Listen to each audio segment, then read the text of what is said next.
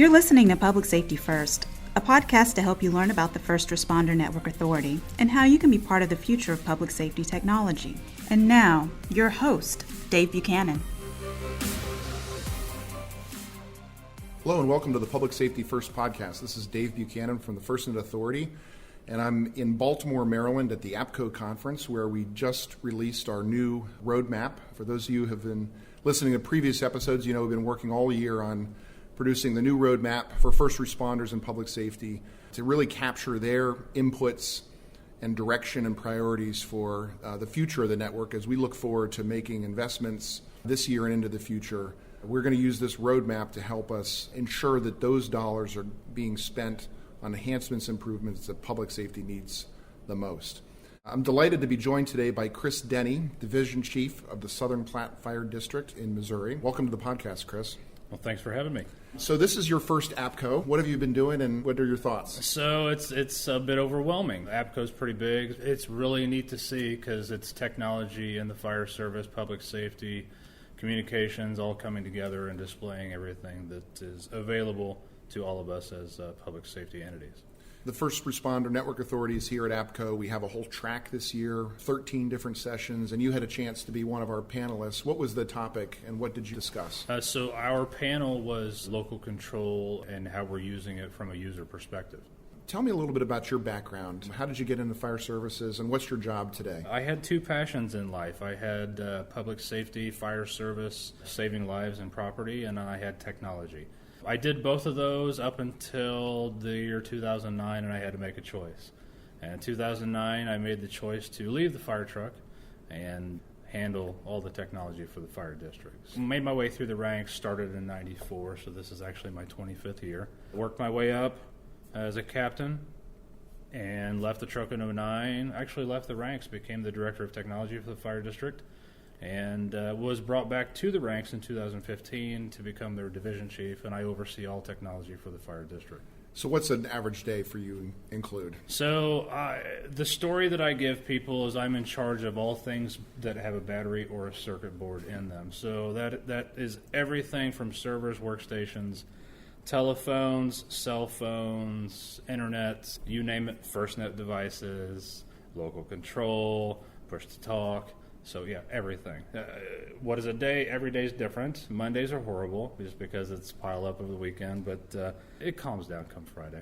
Your fire district became FirstNet customers. Talk a little bit about what that's been like and how are you using those devices? FirstNet's an amazing solution. It's something that's been needed for a long time. I'm glad it's here. We love it. We use it from a daily basis. Every single one of our first out units, so they carry a FirstNet device, a FirstNet rugged device. We have deployed the PushToTalk app. We use PushToTalk on a daily basis. We also use PushToTalk for special events and things of that nature. We also have the dispatch console. So if we need to spin up the dispatch console to handle some sort of special traffic that we don't necessarily want to use on the P25 system, that's what we'll do. But everything FirstNet we are heavily involved with. All of our first out units, they all have mobile data terminals within them. In those is an AVL product that I am in the process of rolling over to FirstNet as we speak. So this year is the year that I'm slated to have everybody moved over to a FirstNet device. And so you're using a ruggedized FirstNet device, you're using PushToTalk. Tell me a little bit about what that looks like and how have the firefighters adopted and accepted it as an everyday tool? We have a fairly young force, and you've heard me in various presentations say or make reference to Nextel. I was a giant fan of Nextel, was super sad when Nextel disappeared. Super excited with this PushToTalk, as it is basically Nextel at the next level. All of our trucks use it. They use it on a daily basis. Instead of making that phone call to communicate with each other, they'll just do the PushToTalk app. Hey, just to let you know, this is what we're doing, this is where we're going to be at. So we make sure to keep our fire district covered and we don't off-balance the coverage. Everyone's issued their own device, or do they share the devices? So for our on-duty personnel, they have what we call a duty phone. Each pumper or each truck has a duty phone as well as our battalion chief. We do have captains that will work out of class as a battalion chief. That's why the battalion chief position has a duty phone. Our battalion chiefs and above have a FirstNet issued device. It's an agency paid device, but we also have subscriber paid devices that we allow anybody and everybody to subscribe to.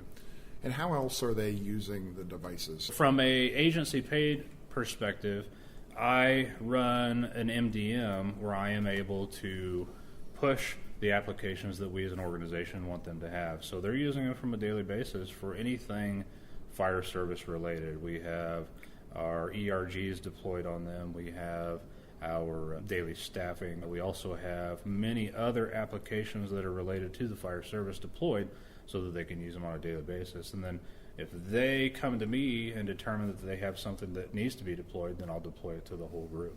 And what was the decision like for you and your department? Was it much of a decision? Did you have a lot of sort of hand-wringing over whether to adopt this new service? I am not one that jumps on something day one. I kind of wait for the newness to kind of settle down a little bit, work out the initial bugs, work out the initial problems or complications, because with anything new, it comes with its own challenges. So I gave it a little bit and then saw that everything was where it needed to be and deployed not just individually, but deployed as an organization. So you had a chance to participate in one of our roadmap meetings earlier this spring, and you've seen the topics, and now you've seen the roadmap get released today. What are some of the priorities and issues that are important to you and important to your fire department? A good portion of our fire district is rural, where there's no hydrants. Well, where there's no hydrants, there's typically no coverage.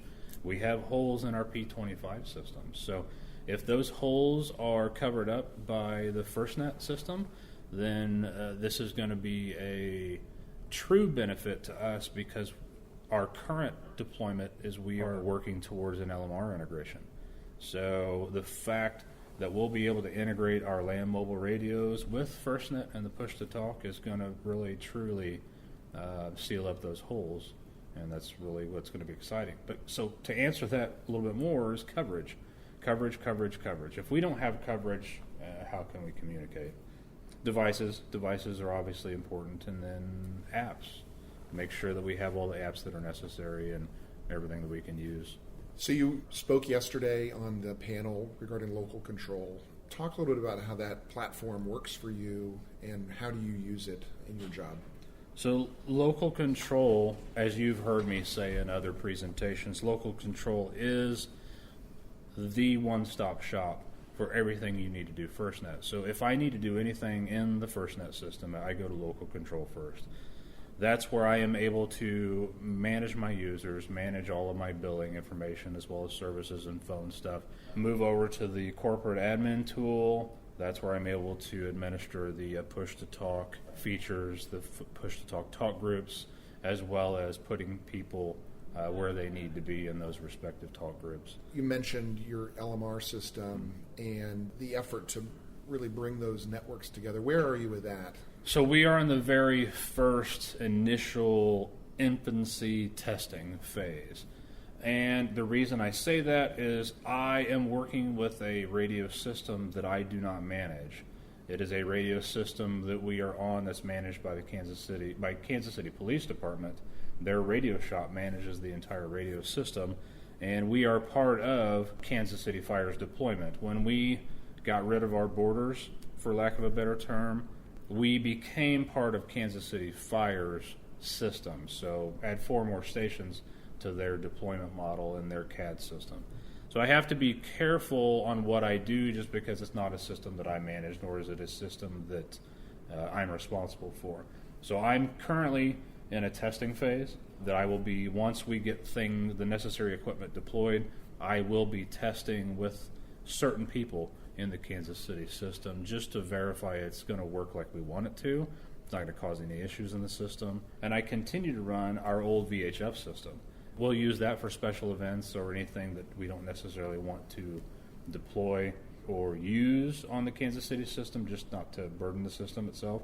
So we'll use that for special events, 4th of July. We have an event called Christmas on the River. We'll use our VHF system for that. So we'll probably use the push-to-talk for that as well. Because, in all honesty, these push-to-talk devices have a lot lower price point than the radios. So have you had any conversations with any neighboring jurisdictions or other first responders? Not an immediate neighbor, but there's another jurisdiction locally in the Kansas City metropolitan area. They run the dispatch console. They have deployed their land mobile radio integration. So it's getting more and more popular as people are becoming more familiar with it. Yeah. We really appreciate your time today, Chris. We're really grateful for your support. We're grateful for the support of Chief Crizzo, who many of our listeners may know is on our FirstNet board. We really appreciate your time today, and best of luck with you and your job. Absolutely. Can't thank you enough for the opportunity. FirstNet is definitely something that has been needed by this entire country for quite a while. Thanks for listening today.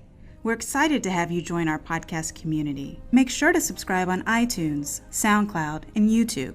You can learn more about the First Responder Network Authority at firstnet.gov and learn about FirstNet products and services at firstnet.com.